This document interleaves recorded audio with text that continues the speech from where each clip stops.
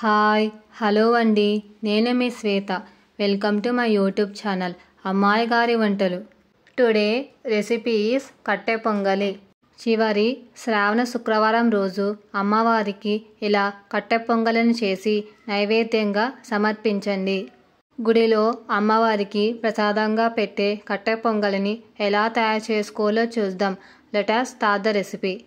ముందుగా ఒక బౌల్లో 1 గ్లాస్ రైస్, 3/4 గ్లాస్ పెసరబ్యాలు, సరిపడా వాటర్ని పోసి హాఫ్ అన్ అవర్ సోక్ చేసుకోవాలి. ఒక గిన్నెలో 1 టేబుల్ స్పూన్ నెయ్యి వేసుకోవాలి.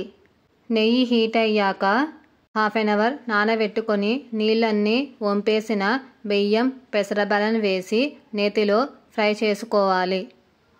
మంటని మీడియం ఫ్లేమ్లో పెట్టుకొని బియ్యం, పెసరబ్యాలను ఫ్రై చేసుకోవాలి. ఇలా ఫ్రై చేసుకోవడం వలన మంచి టేస్ట్ వస్తుంది.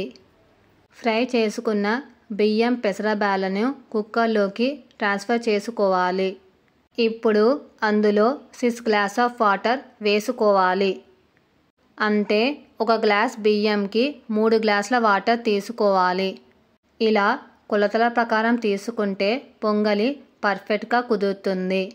ఇప్పుడు అందులో 1 టేబుల్ స్పూన్ మిరియాలు, రాళ్ళ ఉప్పు వేసి కుక్కర్ మూత మూసి మంటని మీడియం ఫ్లేమ్లో పెట్టి 3 to 4 విజిల్స్ కొట్టియాలి. ఇలా చేయడం వలన కుక్కర్ మూత మీద పొంగదు. పొంగలి ఉడికేలోపు రోటిలో 1 టేబుల్ స్పూన్ మిరియాలు, జీలకర్ర వేసి మెత్తగా దంచుకోవాలి. ఇలా దంచుకొని పోపులో వేసుకుంటే పొంగలికి మంచి టేస్ట్ వస్తుంది. కుక్కర్లో ఆవిరంతా పోయాక కుక్కర్ మూత ఓపెన్ చేసి పొంగలి ఉడికిందో లేదో చెక్ చేసుకోవాలి. చూడండి పొంగలి ఎంత చక్కగా ఉడికిందో. పోపు గిన్నెలో 1 టేబుల్ స్పూన్ ఆయిల్ వేయాలి. ఆయిల్ హీట్ అయ్యాక 1 టేబుల్ స్పూన్ ఆవాలు, మినపబ్యాలు, శనగబ్యాలు, రోటిలో దంచుకున్న మిరియాలు, జీలకర్ర, జీడిపప్పు పలుకులు, చిన్నగా చాప్ చేసుకున్న అల్లం, చిన్నగా చాప్ చేసుకున్న పచ్చిమిర్చి, కరివేపాకును వేయాలి. అవి చిటపటమన్నాక దించేసుకొని కట్టె పొంగలిలో వేసుకోవాలి.